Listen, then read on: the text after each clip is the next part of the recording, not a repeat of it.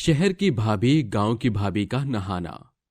हिरनपुर के एक छोटे से गांव में एक तेजस्विनी नाम की औरत रहा करती थी। तेजस्विनी के दो बेटे थे, एक का नाम भूपेंद्र और एक का नाम विक्की था। विक्की शहर में पढ़ाई किया करता था, तो वहीं भूपेंद्र अपने गांव में खेती बाड़ी करता था और अपने परिवार का खर्चा चला रहा था। अरे माँ, अब आपको क्या बताऊं, इस बार खेती बाड़ी करने से कोई ज्यादा फायदा नहीं हुआ है। अरे बेटा सोच, बेचारी ममता कब से तुझसे शादी करने के लिए कुंवारी बैठी है। हमने उसको समय दिया था, अब समय समाप्त हो गया है। अच्छा माँ, ठीक है, जैसा आप चाहोगी वैसा ही होगा, लेकिन मैं अपने छोटे भाई के बिना ममता को इस घर में नहीं लेकर आऊंगा। अच्छा भैया, आपको अपने छोटे भाई की बहुत पड़ी है, लेकिन अपनी बहन की नहीं पड़ी। भाभी को लेने जाएंगे तो उसके लिए मुझे नए कपड़े दिलाओ। अरे हाँ हाँ, क्यों नहीं, मेरी शादी के बाद तो अगला नंबर तेरा ही है। ऐसा कहकर भूपेंद्र अपनी छोटी बहन पूनम की टांग खींचने लगता है, जिसके बाद वो अपने छोटे भाई को उसकी भाभी को लाने के बारे में बताता है। शहर में विक्की बहुत खुश होता है, लेकिन एक बात से परेशान होता है। ये सब तो ठीक है, लेकिन जब मेरी इतनी बड़ी सच्चाई के बारे में घर के सभी सदस्यों को पता चलेगा तो वो मेरे बारे में क्या सोचेंगे।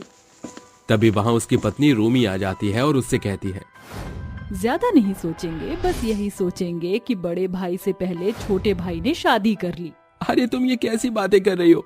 अच्छा ये सब छोड़ो, कुछ अच्छा सा पहन लो, हम लोग गांव जा रहे हैं। तुम्हारा दिमाग तो खराब नहीं हो गया है? मैं अपनी इतनी रोमांचक जिंदगी को छोड़कर तुम्हारे साथ तुम्हारे गांव में जाऊंगी, जहां गाय भैंस के गोबर पड़े होते हैं, उनकी बदबू आती है। रूमी, शादी के पहले तो तुमने मुझसे कहा था कि तुम हर चीज में मेरा साथ निभाओगी। अगर ऐसी बात है तो फिर मैं इसी प्रकार जाना चाहूंगी। आखिर गांव के लोगों को भी तो पता चलना चाहिए कि उनके गांव में शहर से शहरी बहू आई है।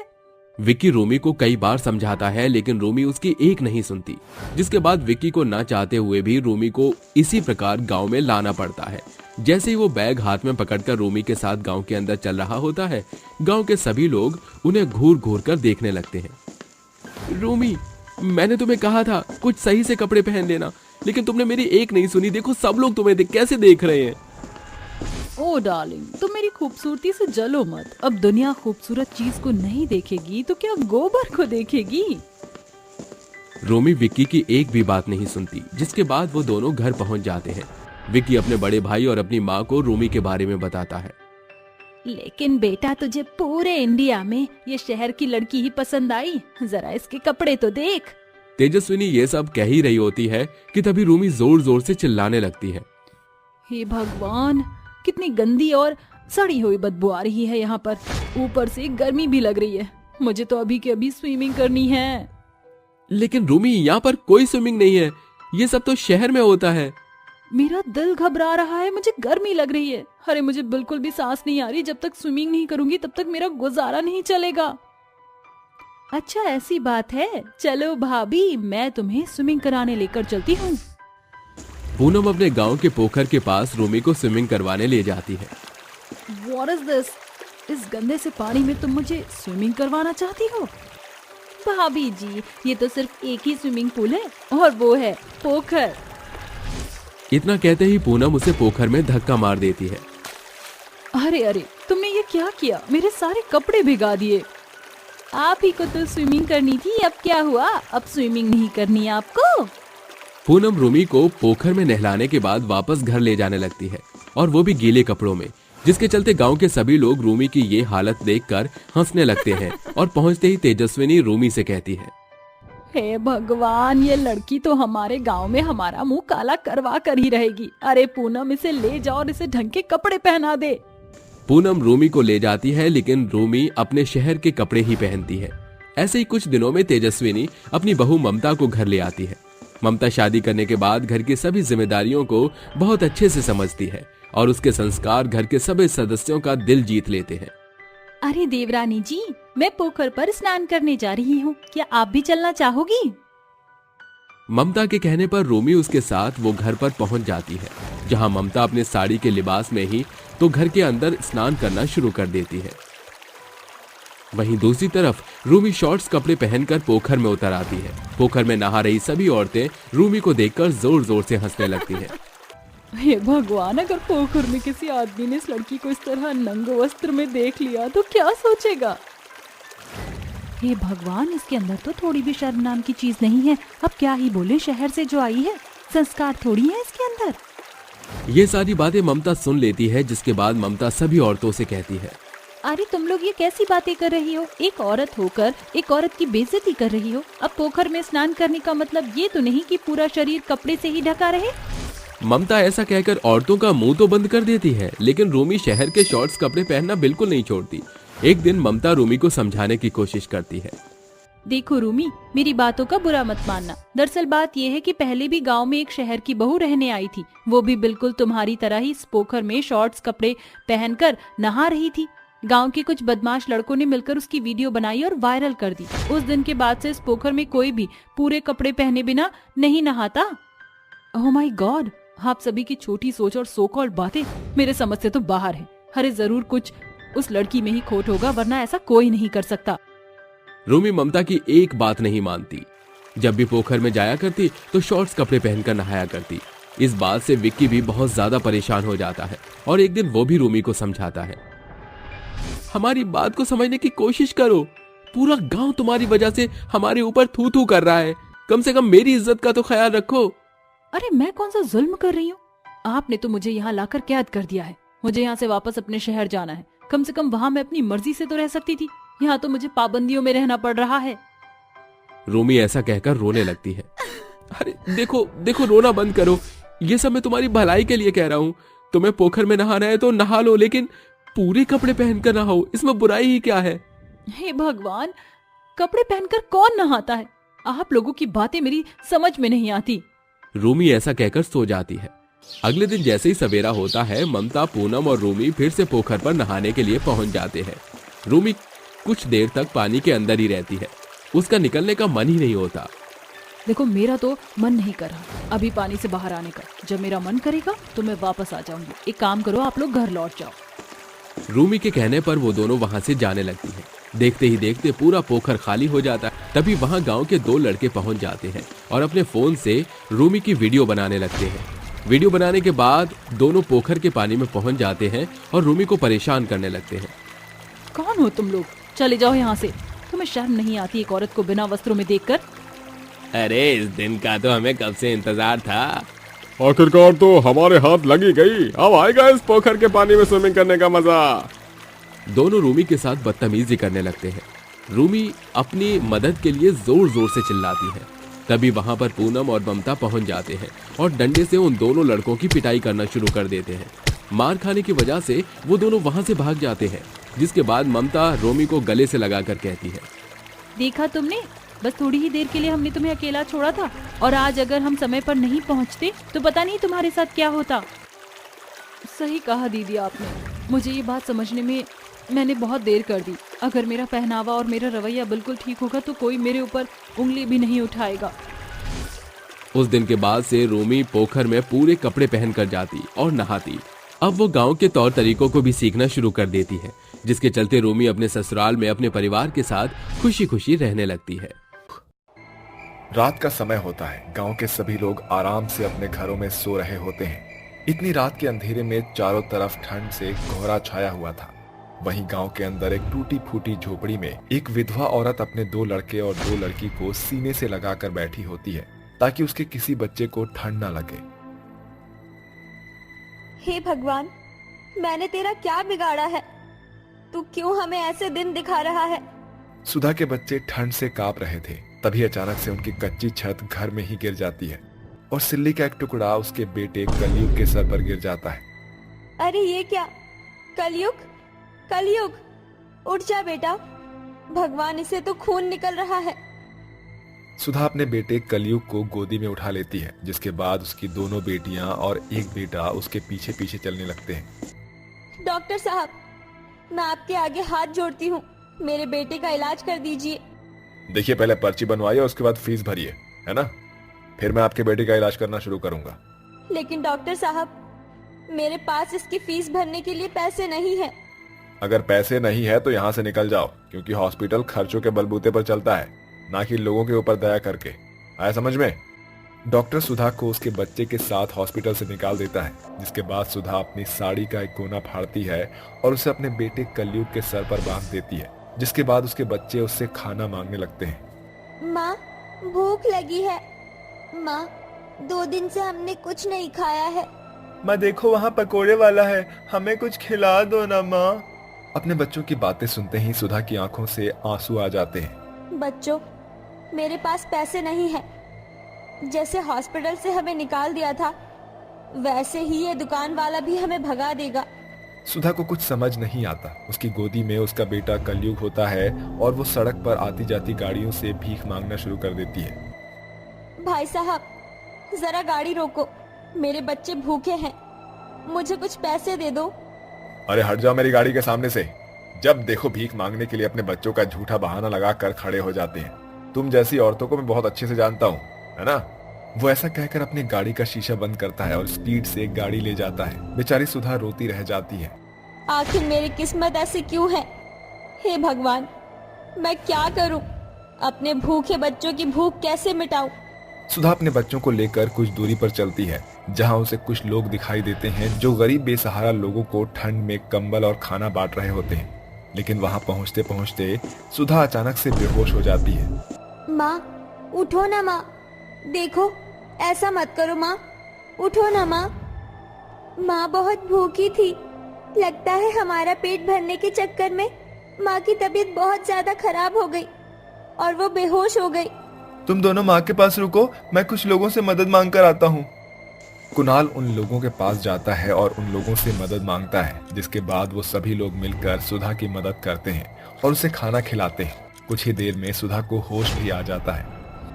आप लोगों का बहुत बहुत शुक्रिया, इतनी ठंड में आपने हमारी मदद की। चिंता मत करो बहन, सब कुछ ठीक हो जाएगा। इस ठंड में कई सारे गरीब लोग और गरीब परिवारों का यही हाल है। ये लो बहन, अपने बच्चों के लिए ये कंबल ले जाओ, कम से कम इस कंबल के सहारे कुछ तो ठंड से बचाव हो पाएगा। सुधा मेघा से कंबल ले लेती है और अपने चारों बच्चों को खाना खिलाकर उन्हें वहां से ले जाने लगती है। चलते चलते उसके सामने एक कूड़े की खदान आ जाती है, जहां बहुत बड़े बड़े पाइप रखे होते। अब हमारे पास रुकने की और कोई जगह नहीं है, आज हम यहीं रुकेंगे। सुधा उन पाइप के अंदर अपने बच्चों को सुला लेती है और उनके ऊपर कंबल डाल देती है, जिसके बाद सुधा पूरी रात ठंड में उनके पास ही सो जाती है। अगले दिन जब सवेरा होता है तो सुधा की बहुत ज्यादा तबीयत खराब हो जाती है। माँ उठो माँ, कुणाल भैया देखो मम्मी को क्या हो गया है। माँ को हॉस्पिटल लेकर जाना होगा। सुधा के चारों बच्चे पाइप से निकलने के बाद बाहर खड़े हो जाते हैं और लोगों से मदद मांगने लगते हैं। उनमें से एक आदमी उन बच्चों की मदद करता है और सुधा को हॉस्पिटल में एडमिट करवा देता है, जिसके बाद वो आदमी सुधा के इलाज का पैसा भी देता है। आखिर ये माँ को क्या हो गया है? माँ बार बार बेहोश क्यों हो जाती है? तुम्हारी माँ के शरीर में ग्लूकोज की कमी हो गई है, जिस कारण से तुम्हारी माँ बेहोश है। तुम चिंता मत करो, सब कुछ ठीक हो जाएगा, है ना। कुछ ही देर में डॉक्टर आते हैं। पेशेंट को होश आ गया है, आप चाहो तो उनसे जाकर मिल लो। चलो बच्चों, अपनी माँ से मिल लो, ताकि तुम्हें भी थोड़ी अपनी माँ को देखकर तसल्ली मिल जाए। चारों के चारों बच्चे तुरंत अपनी माँ के पास पहुंच जाते हैं, जिसके बाद सुधा अपने चारों बच्चों को रोते हुए गले से लगा लेती है। आपका बहुत बहुत शुक्रिया, आज अगर आप ना होते मेरे बच्चों के सर से माँ का आंचल छिन जाता। माँ मुझे बहुत जोरों से भूख लगी है माँ, लेकिन कुछ खाने को नहीं है माँ। सुधा हॉस्पिटल से मिले हुए खाने को अपने बच्चों को खिला देती है। ये सब देखकर सरगम को बहुत खुशी मिलती है और सरगम सुधा से कहता है, अरे आपके सभी बच्चे बहुत ज्यादा भूखे हैं। देखो, मुझे नहीं लगता है कि आपको मेरी बात ठीक लगेगी या नहीं। दरअसल मैं अपने लिए एक नौकरानी ढूंढ रहा था। अगर तुम चाहो तो मेरे घर में भी काम कर सकती हो और अपने बच्चों को भी पाल सकती हो। जो मेरे लिए बनाओगी वही अपने बच्चों के लिए बनाकर भी उनकी भूख मिटा देना। आपने मेरे लिए इतना सोचा, आप किसी फरिश्ते से कम नहीं हो। सरगम सुधा और उसके चारों बच्चों को अपने साथ अपने घर में ले आता है, जिसके बाद सुधा सरगम और अपने चारों बच्चों के लिए खाना बनाती है। खाना बनाने के बाद वो सबसे पहले सरगम को परोस देती है। ये लीजिए, खाना खा लीजिए। सुधा, तुम्हारे बच्चे कहाँ हैं? उन्हें भूख नहीं लगी? और तुम भी यहाँ बैठकर खाना खाओ। आप खाना खा लीजिए, जो खाना बच जाएगा मैं अपने बच्चों को खिला दूंगी। और मेरी भूख की चिंता मत कीजिए, मेरे बच्चे पेट भर खाना खा लेंगे तो मेरी भूख मिट जाएगी। हे भगवान, तुम्हें कैसी बातें कर रही हो? अपने बच्चों को बुलाओ और तुम भी यहाँ बैठो, हम सभी लोग एक साथ खाना खाएंगे। ये सुनकर सुधा बहुत खुश होती है, जिसके बाद सुधा अपने चारों बच्चों को बुला लेती है और खुद भी अपने बच्चों और सरगम के साथ बैठकर खाना खाती है। उस दिन सुधा पेट भरकर खाना खाती है और उसके बच्चे भी। देखते ही देखते रात होने लगती है, जिसके बाद सुधा कुछ कपड़े ले जाकर रसोई में बिछा लेती है। बच्चों चलो आओ, मैं तुम सभी को लोरी सुनाकर सुला देती हूँ। सुधा अपने चारों बच्चों को रसोई में लोरी सुनाने लगती है। जैसे ही सरगम उन्हें रसोई में सोते हुए देखता है, वो सुधा से कहता है, तुम इस घर में काम करती हो, इसका मतलब ये नहीं है कि तुम रसोई में जाकर सो जाओगी। देखो, इस घर में 2 कमरे हैं, एक में मैं सो सकता हूँ तो दूसरे में तुम अपने बच्चों के साथ सो सकती हो। सरगम चारों बच्चों को कमरे में ले जाता है और वहां सुला देता है, जिसके बाद सुधा सरगम से कहती है, आपका ये एहसान मैं कभी जिंदगी में नहीं भूल पाऊंगी। आपने हमारे लिए बहुत कुछ किया है। ऐसा कहकर मुझे शर्मिंदा मत करो सुधा। मुझे लगता है कि तुम मुझे भूल गई हो। मैं तुम्हारी कक्षा में पढ़ता था, मैं तुम्हें मन ही मन बहुत पसंद किया करता था, और जब तुम मुझे इस हालत में मिली तो मेरे पैरों तले जमीन खिसक गई। मैं तुम्हें आज भी उतना ही पसंद करता हूँ। क्या तुम अपनी आगे की जिंदगी मेरे साथ बिताना चाहोगी? लेकिन मैं एक विधवा हूँ, समाज हमारे रिश्ते को स्वीकारेगा नहीं। मेरे होते हुए हमारे रिश्ते पर आज भी नहीं आएगी। सरगम सुधा के साथ विवाह रचा लेता है। उस दिन के बाद से सुधा और उसके चारों बच्चों की जिंदगी एक नए मोड़ से शुरू होती है और सुधा अपने चारों बच्चों के साथ खुशी खुशी रहने लगती है। अरे रीना, कहाँ है तू? अभी तक चाय नहीं मिली। अरे जल्दी से चाय बना ले। चाय बिना मुझे बिस्तर से निकलने का मन ही नहीं होता। रीना, रीना, कहाँ हो तुम? अरे मेरी घड़ी नहीं मिल रही है, मेरी शर्ट पर प्रेस नहीं है। सुबह से कर क्या रही हो तुम? अरे बहू, मैं टहलने जा रहा हूँ, जरा मेरा शॉल देना, मुझे कहीं मेरा शॉल मिल नहीं रहा है। भाभी, ये क्या? मैं कल ही नॉवेल लेकर आई थी, मेरे कमरे में मेरी नॉवेल गायब है। जरा मुझे बता सकती हो कि मेरी नॉवेल कहाँ रखी है? मुझे कॉलेज के लिए देरी हो रही है। रीना रसोई में खाना बनाते बनाते खाना छोड़ देती है और सबसे पहले अपनी ननद की नॉवेल ढूंढ कर उसे देती है, जिसके बाद वह अपने ससुर को वॉक पर जाने के लिए शॉल ला कर देती है और उसके बाद वह अपने पति की शर्ट पर प्रेस करके और उन्हें उनकी टाई दे देती है। अरे बहू, कहाँ रह गई मेरी चाय? क्या तू आज मुझे चाय नहीं देगी? रीना बहुत ज्यादा परेशान हो जाती है, जिसके बाद वह गुस्से से चाय बनाकर लाती है और अपनी सास को देते हुए कहती है, अरे और कब तक मुझे ये सब झेलना पड़ेगा? मैं ये सब और नहीं झेल सकती। आप लोगों ने तो मेरा जीना ही हराम कर रखा है। घर के छोटे से लेकर बड़े सारे काम मैं ही संभालती हूँ, मेरी कोई मदद भी नहीं करवाता। अरे बहू, ये कैसी बातें कर रही है तू? इस घर की बहू होने के नाते इस घर की सारी जिम्मेदारियां तो तुझे ही समझनी होंगी। बस करो माँ जी, हमेशा आप यही कहती हैं। अरे विवेक जी अब शादी के लायक हो गए हैं, आप उनकी शादी के बारे में क्यों नहीं सोचती हो? मेरी देवरानी आ जाएगी तो कम से कम इस घर की जिम्मेदारियों को संभालने के लिए वो मेरा हाथ तो बटाएगी। अरे बहू, बात तो तू बिल्कुल सही कहती है। वैसे भी विवेक की अब उम्र हो गई है, उसकी शादी तो अब करवानी ही होगी। शाम को घर के सभी लोग विवेक के आने का इंतजार कर रहे होते हैं। जैसे ही शाम को विवेक घर लौटता है, वह सबको एक साथ बैठा हुआ देख हैरान रह जाता है। अरे वाह, क्या बात है, आज तो तुम सभी के साथ बैठे हो, कोई खास वजह है? हाँ देवर जी, खास वजह तो बिल्कुल है। दरअसल अब आपके लिए हम दुल्हन लाने की तैयारी में हैं।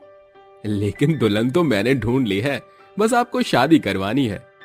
विवेक की बात सुनते ही सब लोग बहुत खुश हो जाते हैं और विवेक से उसकी पसंद की लड़की के बारे में पूछने लगते हैं। कुछ ही समय में शर्मिला विवेक की पसंद की लड़की से उसकी शादी करवा देती है, जिसके बाद वंदना विवेक से शादी करके उसके साथ घर में आ जाती है। शादी के पहले दिन शर्मिला वंदना से कहती है, अरे बहू, आज तेरी पहली रसोई है, जो तेरा मन करे तू वो बना ले, लेकिन कुछ भी बनाने से पहले कुछ मीठा बना देना। जी माँ जी, मैं सबसे पहले आप सभी के लिए गाजर का हलवा बनाऊंगी।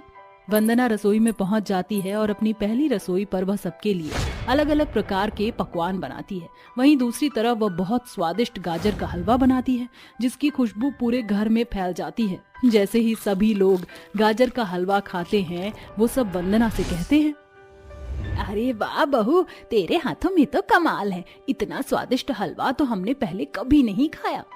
सही कहा, बहू के हाथ में जादू तो है, आखिर इतना स्वादिष्ट खाना जो बनाया है। वाह भाभी वाह, आपने तो बिल्कुल दिल खुश कर दिया। रीना सभी के मुंह से अपनी सारी तारीफें सुनकर अंदर ही अंदर जलने लगती है। वाह जी वाह, शादी के पहले दिन से ही इसने तो सबको अपनी तरफ खींच लिया है। लेकिन मेरे होते हुए ऐसा नहीं हो सकता। मैं इस घर की बड़ी बहू हूँ और सबसे ज्यादा फेवरेट परफेक्ट बहू मैं ही हूँ। ऐसे ही धीरे धीरे कुछ दिन बीत जाते हैं और घर के सभी लोगों को वंदना बहुत पसंद आती है। एक दिन वंदना अपने आंगन में कपड़े धो रही होती है, तभी वहाँ रीना छुपकर पहुँच जाती है।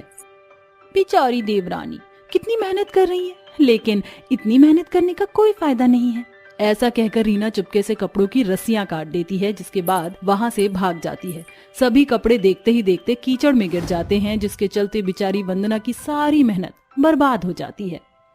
हे भगवान, ये क्या, कितनी मेहनत से मैंने कपड़े धोए थे, लेकिन ये तो अचानक से कीचड़ में गिर गए। कोई नहीं, अब मुझे दोबारा से कपड़े धोने होंगे। बेचारी वंदना रस्सी बांधकर दोबारा से कपड़े धोती है और सुखा देती है। ऐसे ही शाम ढले दोनों देवरानी जेठानी रसोई में खाना बनाने लगती हैं। दीदी, आज इतने सारे कपड़े धोकर तो मेरी कमर टूट गई है। आपको पता है, अचानक से रस्सियां टूट गई, जिसके चलते मेरी सारी मेहनत खराब हो गई। ओहो, ये तो बहुत ज्यादा बुरा हुआ। एक काम करो, खाना बनवाने के बाद तुम जाकर आराम कर लेना, मैं सबको खाना परोस दूंगी। ऐसा कहकर रीना सिलबट्टे पर मसाला पीसने लगती है। वहीं दूसरी तरफ वंदना सारा खाना बनाकर अपने कमरे में आराम करने के लिए चली जाती है। उसके जाते ही रीना खूब सारा नमक और मिर्च खाने में मिक्स कर देती है और घर के सभी सदस्यों को परोस देती है। कोई मुझे पानी दो, कोई मुझे पानी दो, बहुत तेज मिर्ची लगी है, कोई मुझे पानी दो। हे भगवान, ये क्या, इतना तीखा खाना। ओहो। हाय, मेरी जुबान ही जल उठी। पिताजी, आप खाना मत खाना, खाने में बहुत ज्यादा तीखा है। आखिर इतना तीखा खाना किसने बनाया है? ओहो। ये तो तुम अपनी पत्नी से पूछो देवर जी, आखिर क्यों तुम्हारी पत्नी ने इतना तीखा खाना बनाया? क्या वह हम सभी को मारना चाहती है? ये सब सुनकर विवेक को बहुत गुस्सा आता है, जिसके बाद विवेक गुस्से से वंदना के पास जाता है और उसे डांटना शुरू कर देता है। ये कैसी बदतमीजी है वंदना? मैं तुम्हें इस घर में इसलिए नहीं लेकर आया कि तुम मेरे परिवार को इतना तीखा खाना खिलाकर मार दो। अगर आइंदा दोबारा ऐसी गलती की तो मुझसे बुरा कोई नहीं होगा। ऐसा कहकर विवेक वहाँ से चला जाता है। आखिर ये सब क्या हो रहा है? जब से मैं इस घर में आई हूँ, मेरी पहली रसोई के बाद जितने भी मैंने घर में काम किए वो सभी उल्टे ही हो गए हैं। मैं हर काम को सीधे तरीके से करने की कोशिश करती हूँ, लेकिन काम खराब हो जाता है। मुझे इस बात का पता लगाना ही होगा। ऐसे ही कुछ दिन बीत जाते हैं और एक दिन अचानक से रीना छुपकर अपनी सास के कमरे में जाती है। अरे वाह, इतने सारे गहनों की चोरी का इल्जाम जब वंदना के सर पर आएगा तो पूरे घर में भूचाल मच जाएगा। ऐसा सोचकर रीना सारे गहने चोरी कर लेती है और उन्हें अपनी देवरानी के कमरे में ले जाकर उसकी अलमारी में रख देती है और वहां से वापस अपने कमरे में पहुंच जाती है। यही सही मौका है, अब तैयार होकर अपनी सास के पास जाती हूँ। रीना तैयार होकर अपनी सास के पास जाती है और कहती है, माँ जी, मैं अपनी सहेली की शादी में जा रही हूँ, मुझे मेरे कुछ गहने पहनने के लिए दे दीजिए। अरे वाह बहू, ये तो बहुत अच्छी बात है, मैं तुझे अभी गहने लाकर देती हूँ। ऐसा कहकर शर्मिला अपने कमरे में जाती है और अपनी अलमारी खोलकर गहने निकालने लगती है, लेकिन अपनी खाली अलमारी देखकर शर्मिला जोर जोर से चीखने लगती है। ये सब क्या है? मेरी अलमारी के सारे गहने कहाँ चोरी हो गए? अरे कैलाश, विक्रम, कहाँ हो तुम दोनों? हाजी सुनते हो, जरा यहाँ आओ। शर्मिला के चिल्लाने पर सभी लोग इकट्ठे होकर शर्मिला के पास पहुंच जाते हैं, जिसके बाद शर्मिला सभी को चोरी होने के बारे में बताती है। मौके पर चौका मारने के लिए रीना कहती है, अरे माँ जी, मैंने तो आपके कमरे में से किसी को भी आते जाते नहीं देखा। हाँ, लेकिन वंदना आपके कमरे के पास से गुजर रही थी। देख वंदना बहू, चोरी करनी अच्छी बात नहीं होती। जितने भी गहने हैं मुझे वापस लौटा दे। माँ जी, आपने बिल्कुल सही कहा, सारे गहने मेरे पास हैं, आपको चिंता करने की कोई जरूरत नहीं है। लेकिन गहने देखने से पहले मैं आपको कुछ दिखाना चाहती हूँ। वंदना अपनी जेठानी की वीडियो घर के सभी सदस्यों को दिखाती है, जिसके बाद रीना का पर्दा फाश हो जाता है और घर के सभी सदस्य उससे सवाल करने लगते हैं। हाँ, ये सब मेरी ही गलती है, लेकिन मैं क्या करती? आप लोग अचानक से इस 2 दिन की आई हुई लड़की की तारीफों के पुल बांधने लगे। मुझे अंदर ही अंदर बहुत जलन होती थी, इसलिए मैंने ये सब किया, लेकिन मुझे अपनी गलती का पछतावा है। हो सके तो मुझे माफ कर देना वंदना।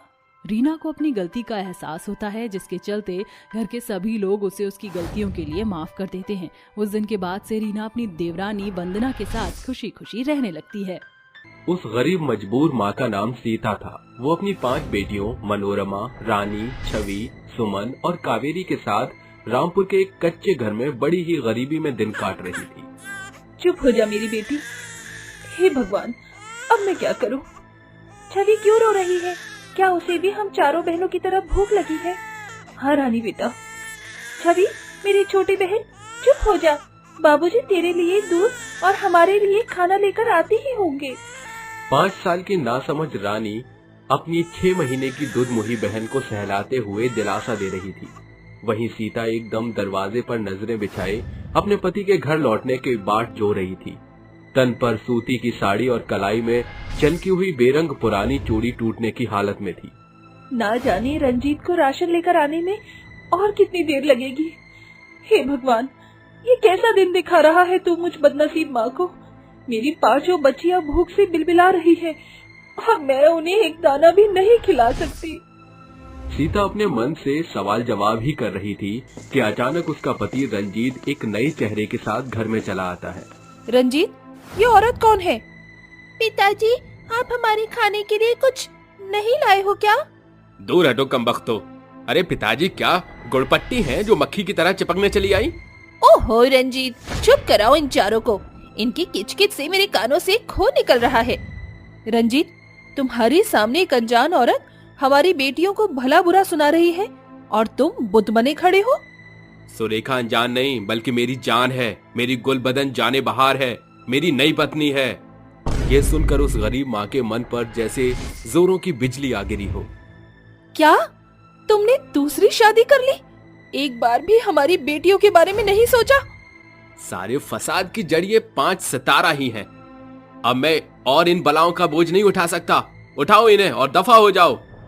वैसे भी 5-5 बेटियों को जन्म देकर भरी जवानी में तुम्हारा हाल बैंगन के भरते जैसा बन गया है।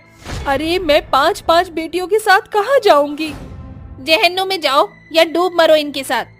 सुरेखा सीता को उसकी 5 बेटियों के साथ सर्द भरी रात में घर से निकाल देती है। उस रात गरीब सीता दोहरे दुख से गुजरती हुई अपनी बेटियों के साथ चली जा रही थी।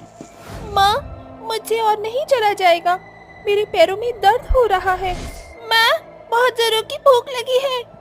सुमन 5 बहनों में सबसे बड़ी थी, मगर भूख तो सभी के एक बराबर होती है। कोई उसे मिटाने की मांग करता है तो कोई छिपाता है। रानी, हम ये यहाँ नहीं रुक सकते, आगे चलते हैं। सुमन 5 साल की बहन रानी को पीठ पर सवार करती है। चारों ओर ठंडी ठंडी बयार बह रही थी, जिससे सीता और उसकी 5 बेटियों के रोए सिहर उठे थे। चलते चलते वो एक ईंट की भट्टी के पास आ पहुंचती है, जहां आग धधक रही थी। चलो बच्चों, देखो वहाँ आग जल रही है। सीता अपनी 5 बेटियों के साथ जलती हुई आग के पास बैठ जाती है। थोड़ी ही देर में उसकी 5 गरीब बेटियां गर्माहट से सो जाती हैं। वो गरीब ममतामयी माँ अपनी साड़ी के आंचल के पीछे महीने की बेटी को छिपाती तो कभी आसमान से गिरती बर्फ से अपनी सो रही बेटियों को ढांपती। थोड़ी देर बाद सुबह हो जाती है। तभी भट्टी का मालिक बोलता है, अरे बहन जी, कौन है आप और इतनी ठंड में छोटी छोटी बच्चियों के साथ यहाँ क्यों बैठी हैं? गरीबी की मारी हुई माँ हूँ मैं भैया। पति ने इन हालातों में पल्ला झाड़ लिया। पेहर तो डोली उठने के साथ ही छूट गया। अब मेरा कोई घर ठिकाना नहीं।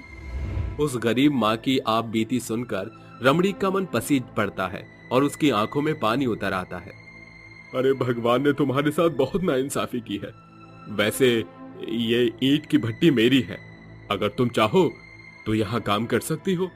अंकल, ये बेटी भी अपनी माँ का हाथ बटाना चाहती है। जहाँ कावेरी और सुमन अपनी माँ का साझा सहारा बनकर भट्टी में ईंटें ढो रही थी, वहीं रानी और मनोरमा मिलकर 6 महीने की छवि को संभाल रही थी। देखते ही देखते सूरज की तपिश मध्यम होने लगती है और सांझ ढल जाती है, जिसके बाद उस मजदूर माँ और उसकी बेटियों को उसका मेहनताना मिलता है। ये लो सीता बहन, तुम तीनों के मेहनत का मोल 900 रुपए दिहाड़ी। दोनों बेटियों ने तुम्हारे बराबर मेहनत की, इसलिए ये तुम्हारे हक है। बहुत शुक्रिया रमणीक भैया। भगवान आपकी इस ईंट की भट्टी को और चौड़े स्थान में ले जाए। देखो बेटी, अब हमें इस सर्दी की मार नहीं झेलनी पड़ेगी। मिले हुए पैसे से गरीब सीता एडवांस देकर बचे हुए पैसों से अपनी 5 बेटियों की भूख मिटाती है। ऐसे ही समय का पहिया दिन, सप्ताह और महीनों के मोड़ पर घूमता जाता है। 5 बेटी मन लगाकर पढ़ती हैं। देखते ही देखते 12 साल बीत जाते हैं। अब उस मजबूर माँ की 5 बेटियां बड़ी हो चुकी थी। माँ, ये लो आपका टिफिन, याद से खा लेना। आज टीचर जी ने कक्षा में पढ़ाया था कि इंसान को समय पर खाना खाना चाहिए, वरना शरीर बीमारी की चपेट में आ जाता है। अरे मेरी छोटी सी छवि तो समझदारी भरी बातें करने लगी है। अच्छा, मैं जा रही हूँ। सीता तेज गति के साथ काम पर पहुंचती है। रमणिक भाई, आज से मैं भट्टी पर ओवर टाइम करूंगी। ऐसी भी कौन सी भुखमरी आन पड़ी है सीता बहन, जो इस बुढ़ापे में मेहनत घटाने के बजाय दोगुना मेहनत करने की बात कर रही हो तुम? भाई साहब, आप तो जानते हैं मेरी बिटिया बड़ी हो गई है। बगैर दान दहेज के कौन हाथ थामेगा मेरी बेटियों का। अरे सीता बहन, हर इंसान को एक ही तराजू में तोलना भला नहीं है, क्योंकि इस संसार में सभी के किरदार अलग अलग हैं। छोटा मुंह बड़ी बात। तुम्हारी बड़ी बेटी सुमन मुझे बचपन से मेरे बेटे आदर्श के लिए भाग गई है। अगर तुम्हें सही लगे तो हामी भरना। ये सुनकर गरीब माँ की आंखों में आंसू झिलमिलाने लगते हैं, जिसके बाद सीता शादी के लिए हाँ भर देती है और शादी की तैयारियां शुरू हो जाती हैं। और वो दिन भी आ जाता है जब सुमन दुल्हन बनती है। लाखों में एक लग रही है मेरी बिटिया आज। तेरी गरीब माँ तुझे दिल से दुआएं देती है कि जो कुछ सीता ने सहा उसकी परछाई मेरी 5 बेटियों में से किसी पर भी ना पड़े। माँ, फेरू का समय हो गया है। पंडित जी सुमन दीदी को मंडप में बुला रहे हैं। चारों बहनें सुमन को लेकर मंडप में पहुंचती हैं, जिसके बाद जयमाला और फेरों की रस्म पूरी होती है। कन्यादान के लिए दुल्हन के माता पिता मंडप में आ जाएं। यह सुनकर उस गरीब माँ का कलेजा कचोट उठता है। सीता अपनी बीती बुरी परछाई को पीछे छोड़कर जैसे ही मंडप में आती है, तभी रंजीत उसके बगल में आ खड़ा होता है और समाज के सामने वो माँ मौन होकर अपनी बेटी का कन्यादान करती है, जिसके बाद पूरी विधि विधान से सुमन की शादी हो जाती है। और सभी बारातियों के विदा लेने के बाद वो कहती है, रंजीत, तुम इतने सालों बाद अब क्या लेने आए हो मुझ गरीब से? सीता, मुझे माफ कर दो। सुरेखा की झूठी सुंदरता और शोभा ने मुझ मंद बुद्धि को इस कदर घेर लिया कि मैं न तो एक वफादार पति बन सका, न अपनी 5 बेटियों के लिए एक जिम्मेदार पिता बन सका। इसलिए 12 बरस से अपने किए की कटनी काट रहा हूँ। मुझ बदनसीब बाप से बेटियों के कन्यादान का हक न छीनो, वरना भगवान के घर जाके क्या मुंह दिखाऊंगा मैं। अपने पिता को अपनी भारी भूल पर पछताता देखकर उस गरीब माँ और उसकी बेटियों का मन पसीज पड़ता है। माँ, पिताजी को माफ कर दो, उन्हें अपनी भूल का पछतावा है। हाँ माँ, पिताजी को माफ कर दो। मैंने आपको माफ किया रंजीत, मगर आपको मुझे एक वचन देना होगा। बगैर अपनी 4 बेटियों का घर बसाए इस बार आप मुझ गरीब माँ को बीच मझधार में छोड़कर नहीं जाएंगे। वचन देता हूँ सीता। उस दिन से सीता और रंजीत साथ मिलकर अपनी बाकी की बेटियों को ब्याहने के लिए जी तोड़ मेहनत करते हैं। एक बार फिर दिन, हफ्ते और महीनों के मोड़ पर बढ़ते जाते हैं और कावेरी, मनोरमा और रानी की भी शादी हो जाती है। देखो रंजीत, आज हमारी 3 सोन चिड़िया भी अपने ससुराल चली गई। हाँ सीता, हम मियाँ बीवी ने मगन होकर इस कदर मेहनत की कि पता ही नहीं चला कि 5 साल बीत गए। आज वो भी अपने घर चली गई। अब बस अपनी 5वीं बेटी के हाथ पीले करने हैं। माँ, पिताजी, आपकी छवि आप दोनों को छोड़कर नहीं जाएगी। ये सोन चिड़ैया अपने मायके में ही कुछ दिन और चहकना चाहती है। अपनी 5वीं बेटी की ये अभिलाषा सुनकर उस गरीब माँ पिता का दिल भर आता है। इस तरह वो 5वीं बेटी अंत के दिनों में अपने गरीब माँ बाप की सेवा भाव करती है। मायके की मिट्टी में मधुरमय दिन बिताती है। सैकड़ों दुखों के पहाड़ टूटने पर भी उस गरीब माँ के कदम न तो कभी डगमगाए, न वो अपनी मंजिल से डावाडोल हुई। उस गरीब माँ की तुलना उस मेहंदी के बूटे से तनिक भी कम नहीं, जो जीवन भर खुद पिस कर अपनी लाली से सूनी हथेलियों को सजाती है। ये कहानी है सुधा देवी की बहू मिली की, जिसका हर दूसरा दिन मायके में बीतता था। शाम के 7 बज रहे थे, तभी अनुराग दफ्तर से घर में दस्तक देता है, जिसके बाद जैसे ही वो कमरे में कदम रखता है, मिली सूटकेस में साड़ियां सजा रही थी। क्या हुआ मिली, ये सूटकेस क्यों पैक कर रही हो? हनी सिंह के साथ हनीमून पर जा रही हूँ, चलोगे? अरे तुम मुझ पर क्यों भड़क रही हो? मैं तो बस पूछ रहा था ना। पूछना ही है तो अपनी माँ से जाकर पूछो। पता नहीं कौन से चक्की का आटा खाती है, सारा दिन चिल्लाती रहती है। कभी जेठानी जान खाती है, तो कभी सास मेरे किए कामों में नक्श निकालती है। तुम्हारी माँ के तीखे तानों से तो मेरे कानों से खून निकलता है। चलो मिली, मैं मलहम पट्टी करवा देता हूँ। मैं मजाक के मूड में नहीं हूँ अनुराग। या तो जाकर अपनी माँ को समझाओ, वरना मैं मायके चली जाऊंगी और तुम देखते रह जाओगे। मिली मेरी जान, मैंने तुम्हें कहा तो है कि अपनी सास के फटकार को फेफड़ों पर मत लिया करो। पता था मुझे, तुम मुझे ही समझदारी का पाठ पढ़ाओगे। जा रही हूँ मैं मेरे मायके। इतना बोलकर बहू अपना सूटकेस उठाकर ससुराल से अपने मायके चली जाती है, जहाँ उसकी भाभी भावना कहती है, अरे मिली, तुम यूं अचानक मायके? कोई फोन कॉल भी नहीं किया। क्यों भाभी, अब क्या मिली को अपने मायके आने के लिए भी आपसे परमिशन लेनी पड़ेगी? मिली स्वभाव से बेहद चिड़चिड़ी और झगड़ालू थी। वो बहू तो बन गई थी, मगर सास की बातें बर्दाश्त करना उसने सीखा नहीं था। वो अपनी भाभी पर ही उखड़ रही थी कि उसकी माँ ममता वहाँ आती है। अरे मिली, तू फिर अपने ससुराल वालों से झगड़ कर आ गई। माँ, मैं क्या आपको झगड़ालू लगती हूँ? आप तो जानती है कि मेरी सास एकदम तीखी मिर्च के जैसे ताने मारती है। एक दो दिन अच्छा भला बीतने के बाद उनकी किचकिच शुरू हो जाती है। और मेरी जलोकड़ी जेठानी तो मेरे देवरानी होने के कारण मुझ पर दामन चलाती है। इसलिए जब पानी सर से ऊपर उफन पड़ता है तो मुझे ससुराल से मायके आना पड़ता है। बेटी ससुराल में खट्टी मीठी नोक झोंक होती ही रहती है। हर छोटी बड़ी बात पर मायके चले आना मुमकिन नहीं। अब तू उस घर की बहू है। माँ प्लीज, आप मेरे ससुराल वालों के लिए सफाई पेश मत करो। मैं मेरे बेडरूम में जा रही हूँ। मिली अपनी माँ की बात काटकर कमरे में चली जाती है। वहीं दूसरी बहू के अचानक मायके चले जाने से उसकी सास सुधा कहती है, अनुराग, शाम को घर आते वक्त बहू को उसके मायके से लेते आना। गुस्से में फूल कर मायके गई है, अपने मन से तो आने से रही। ठीक है माँ, मैं ले आऊंगा। शाम को अनुराग मिली के मायके आता है, जहाँ भावना उसे चाय नाश्ता कराती है, और मिली ससुराल आती है, जहाँ उसकी जेठानी जानवी कहती है, अरे देवरानी जी, तुम आ गई। कहो कैसा बीता मायके में वक्त? बहुत अच्छा जेठानी जी। मैं तो मायके में अभी महीना भर और रुकने वाली थी, मगर अनुराग के ठग के मारे लौट आई, वरना ससुराल आने का मेरा इरादा नहीं था। मेरे मायके वाले मुझ पर जान छिड़कते हैं। बहू ससुराल वालों के सामने इतराते हुए मायके की तारीफ करते हुए अपने मुंह मियां मिट्ठू बन रही थी। दिन गुजरते हैं, फिर एक दिन सास बहू से बोलती है, मिली बहू, मुझे और जानवी बहू को काम से जाना है। अगर आने में देर सवेरे हो जाए तो आज का खाना तुम देख लेना। क्यों माँ जी, जेठानी जी के हाथों में मेहंदी लगी है क्या?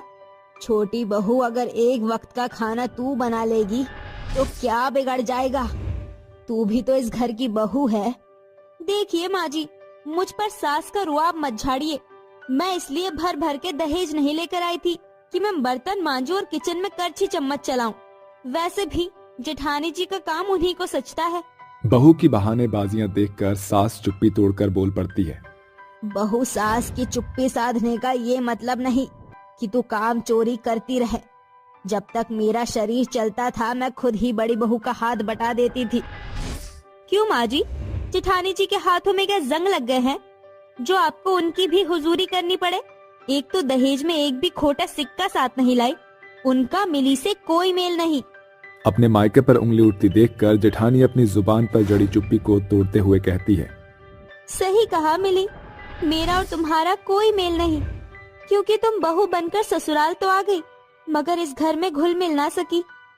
हर दूसरे दिन तुम छोटी छोटी बातों का बतंगड़ बनाकर पहले झगड़ती हो और फिर अपना झोला झटा उठाकर मायके फरार हो जाती हो। अरे तो मैंने क्या आपके मायके जाने पर लॉकडाउन लगा रखा है? हाँ, जब देखो सास और जेठानी का हक जताती फिरती है। कितना अच्छा भला मैं अपने मायके में मजे से रह रही थी।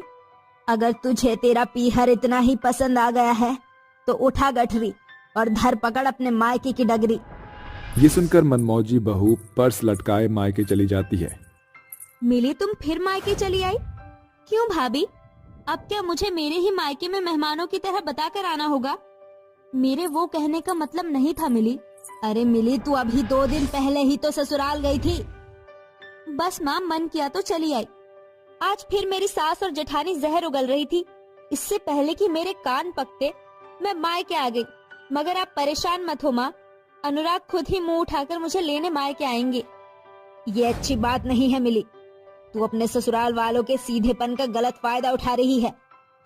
माँ प्लीज, आप मेरे ससुराल वालों की तरफदारी मत करो। मिली अटपटा सा मुंह बनाकर कमरे में चली जाती है। समय गुजरता है मगर इस बार बहू के ससुराल से कोई नहीं आता। मिली सारा दिन अपनी भाभी से खाने पीने की फरमाइश किया करती थी। एक शाम, भावना भाभी, मुझे ना समोसे खाने हैं, झटपट से मेरे लिए समोसे तल दो और साथ में सौंफ वाली स्वादिष्ट चटनी भी बनाना। ये सुनकर भावना मिली को टेढ़ा जवाब देती है। तुम्हारे हाथों में जंग तो नहीं लगी मिली? हाथ चलाओ और तलती रहो समोसे। जब मन करता है मुंह उठाकर मायके चली आती है। अपनी ननद को खरी खोटी सुनाकर भावना कमरे में चली जाती है। अब तो यह हर दिन की बात बन गई थी जब मिली को भाभी से मायके आने के ताने मिलते थे।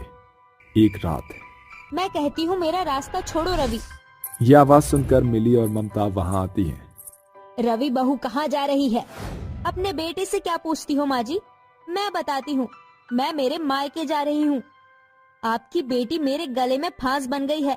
जब देखो मुंह उठा के मायके चली आती है। अब तो इस घर में ये रहेगी या मैं? उस वक्त मिली के चेहरे के हाव भाव बदल जाते हैं और वो बोलती है, नहीं भाभी, रुक जाओ। मेरी वजह से मेरे भाई भाभी की शादीशुदा जिंदगी छिन्न भिन्न हो, ये मिली को मंजूर नहीं। मैं जा रही हूँ। मिली अपना सामान लेकर ससुराल जाने लगती है।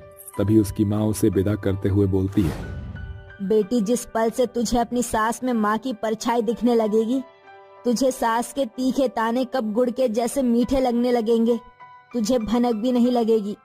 बेटियों का जीवन उस पंछी पखेरु के जैसे है, जहाँ उसे ससुराल और मायके में दो अलग किरदार के साथ बसेरा बनाना पड़ता है और साथ में ससुराल वालों की बातें बर्दाश्त करनी पड़ती है।